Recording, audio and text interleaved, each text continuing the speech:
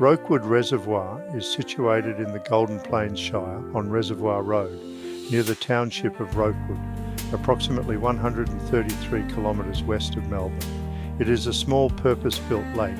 Rokewood Reservoir contains trout due to restocking efforts in Victoria aimed at increasing trout populations. Rokewood features a community hub with recreational facilities like football, netball grounds, walking trails and a local golf course.